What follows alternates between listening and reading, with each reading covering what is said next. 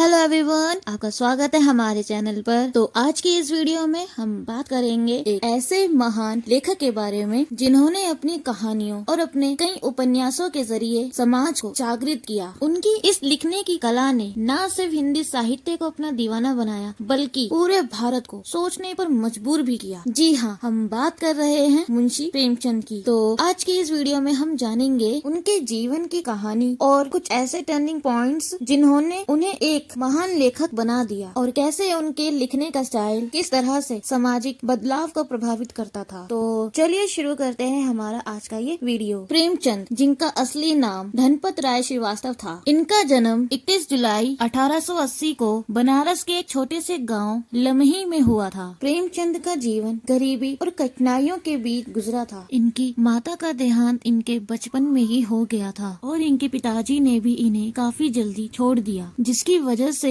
उन्हें अपने परिवार को संभालने के लिए मुश्किलें झेलनी पड़ी। ये समय उनके लिए एक टर्निंग पॉइंट था, क्योंकि इसने उन्हें गरीबी और सामाजिक अन्याय के प्रति एक गहरी संवेदना दी, जो उनके लिखने की प्रेरणा बना। प्रेमचंद की प्रारंभिक शिक्षा लमही गांव में ही हुई थी, लेकिन उन्होंने अपनी आगे की पढ़ाई बनारस और इलाहाबाद में ही की। इन्होंने अपनी राइटिंग की शुरुआत उर्दू में की थी और उनका पहला छोटा लेख 1901 में उर्दू में छपा था, लेकिन उन्होंने अपनी जिंदगी का असली सफर हिंदी में लिखने से शुरू किया। प्रेमचंद ने अपने लिखने की शुरुआत कहानियों से की थी। उनकी कहानियों में एक आम इंसान के दुख और उसकी मुश्किलों को दिखाया गया है। प्रेमचंद की कहानी दुनिया का सबसे अनमोल रत्न, ये इनकी पहली कहानी है और इसके माध्यम से इन्होंने अपनी राइटिंग की पहचान बनानी शुरू की। लेकिन असली सफलता इन्हें उनकी कहानी कफन के बाद से मिली, जो इन्होंने अपने चारों और सामाजिक संवेदनाओं के रूप में लिखी थी। इस कहानी में मुंशी प्रेमचंद ने गरीबी और मानव संवेदनाओं को दिखाया, जो उनकी कहानियों का एक प्रमुख विषय बना। कफन इनकी वो कहानी थी जिसने इन्हें न सिर्फ एक लेखक बल्कि एक समाज सुधारक भी बना दिया। प्रेमचंद का पहला उपन्यास सेवा सदन था,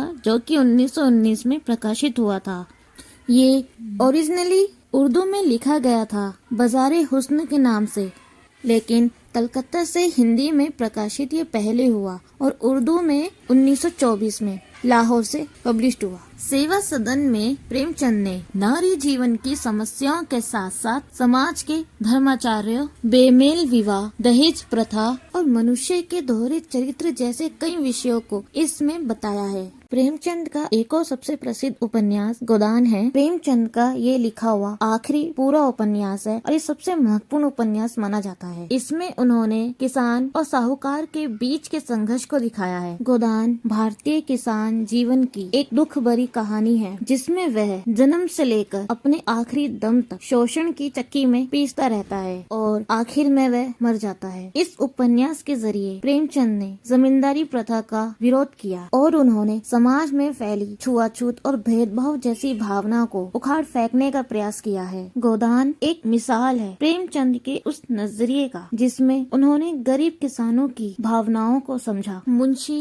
प्रेमचंद की राइटिंग स्टाइल काफी यूनिक थी। उनके लिखने का तरीका काफी सिंपल और डायरेक्ट था, लेकिन उनके शब्दों में गहराई थी। उन्होंने अपनी रचनाओं में समाज, राजनीति, धर्म, नैतिकता और मानवता जैसे मुद्दों को बहुत ही संवेदनशीलता से दिखाया। उन्होंने अपने लिखने में इंग्लिश, उर्दू, फारसी के शब्दों का भी इस्तेमाल किया था। उन्होंने अपने लिखने के लिए ज्यादा फैंसी लैंग्वेज का इस्तेमाल नहीं किया, बल्कि उन्होंने अपने पाठकों से सीधी बात की, जो उनकी राइटिंग को और भी असरदार बनाती है। प्रेमचंद का मकसद कभी भी सिर्फ एंटरटेनमेंट नहीं था। उनके लिखने का मकसद था समाज को जागृत करना और उन्हें उनकी गलतियों का एहसास दिलाना। उन्होंने अपनी कहानियों में न सिर्फ सामाजिक अन्याय बल्कि उन्होंने अपने समय की राजनीतिक हालत को भी दर्शाया। प्रेमचंद को 1936 में कई तरह की सेहत की समस्याओं का सामना करना पड़ा। उन्होंने अपनी लाइफ में कई मुश्किलें देखी, लेकिन उनका मनोबल कभी कम नहीं हुआ और यही वजह थी जिसकी वजह से उन्होंने अपने आखिरी वक्त तक लिखना नहीं छोड़ा और 8 अक्टूबर 1936 को उनका देहांत हो गया। प्रेमचंद ने अपने समय के कई सामाजिक और मानसिक दर्द को सामने रखा। उनके लिखने का तरीका आज आज भी कई राइटर्स को इंस्पायर करता है। मुंशी प्रेमचंद ने हिंदी और उर्दू दोनों भाषाओं में लिखा और साहित्य के क्षेत्र में उनका योगदान बहुत बड़ा रहा है। उन्होंने उपन्यास, कहानी, नाटक, समीक्षा, लेख, संस्मरण जैसी कई विधाओं में रचनाएं की। उनके उपन्यास और कहानी आज भी कहीं न कहीं हमारे जीवन को प्रभावित करते हैं। उन्होंने अपनी कहानियों और उपन्यासों में हर एक इंसान को अपने हक के लिए लड़ने की प्रेरणा दी। मुंशी प्रेमचंद का नाम हमेशा उनकी राइटिंग्स के लिए